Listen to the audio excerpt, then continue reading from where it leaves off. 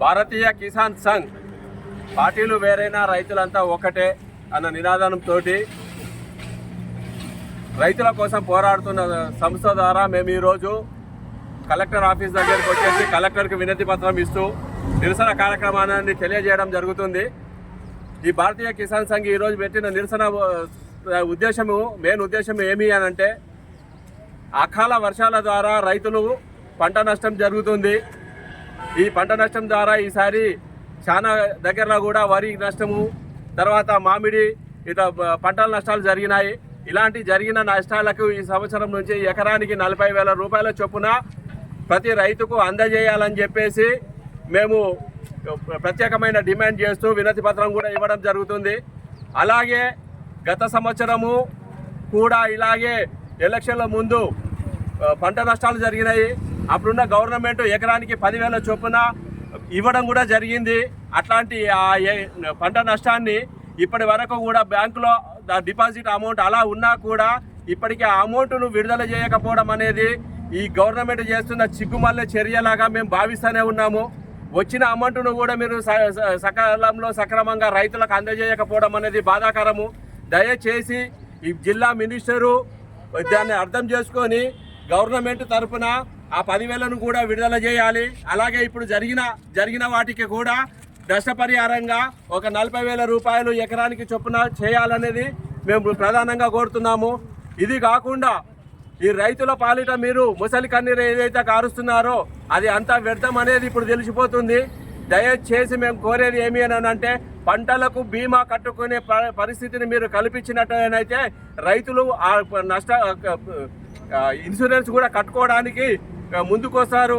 దానివల్ల కూడా మీరు సకాలమైన చర్యలు తీసుకోగలిగితే పంటలకు నష్టం నుంచి రైతులను ఆదుకున్న వాళ్ళు అవుతారు. పేరుకు గొప్ప అన్నట్టు కాకుండా మీరు రైతుల పాలిట ఇలాంటి చర్యలు తీసుకొని ఫసల్ బీమా ఏదైతే ఉందో దాన్ని అమలు చేయాలని కూడా కోరుతున్నాము. నష్టపరిహారాన్ని వెంటనే చేయాలని చెప్పి కోరుతున్నాము. అట్లనే కాకుండా ధరణి పేరుతో మీరు మార్పులు చేస్తున్నామంటున్నారు. ఇంకా ఇప్పటి వరకు దాన్ని ఎలాంటి చర్యలు తీసుకోలేదు. పైగా మీరు చేస్తున్న చర్యలలో ముఖ్యంగా రాజకీయ నాయకులు లబ్ధి పొందుతున్నారే తప్ప దీనివల్ల ఎవరికి ఏమి లాభం జరగడం లేదు. రైతులు చాలా ఇబ్బంది పడుతున్నారు. కాబట్టి రైతులను ఆదుకుంటే మీ గవర్నమెంట్లో కూడా నిలుచుంటాయి అనేది ఒక హెచ్చరికగా మీకు చెప్తున్నాము.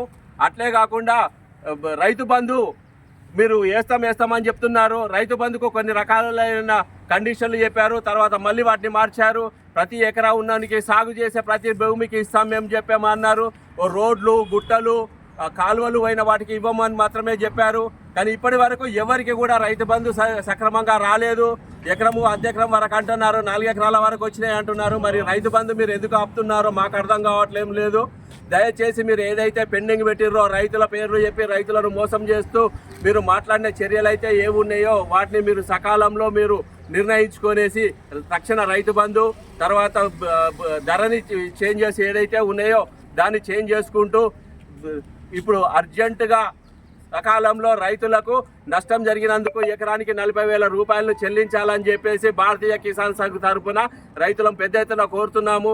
మీరు దీన్ని ఏదో చాలా లైట్గా తీసుకొని మీరు అట్లా చేస్తాము అని అంటే మేము పెద్ద ఎత్తున ధర్నాలు చేయడానికైనా రాస్తారోకాలు చేయడానికైనా దేనికైనా మేము సిద్ధంగా ఉంటాం. కాబట్టి దయచేసి రైతుల ఉసురు పోసుకోకుండా మీరు రైతుల పక్షపాతంలో మీరు రైతులకు మేలు చేసే వాళ్ళలాగా ఉన్నామని మీరు నిరూపించుకోవాల్సిందిగా కోరుతున్నాము. జై జవాన్, జై జవాన్.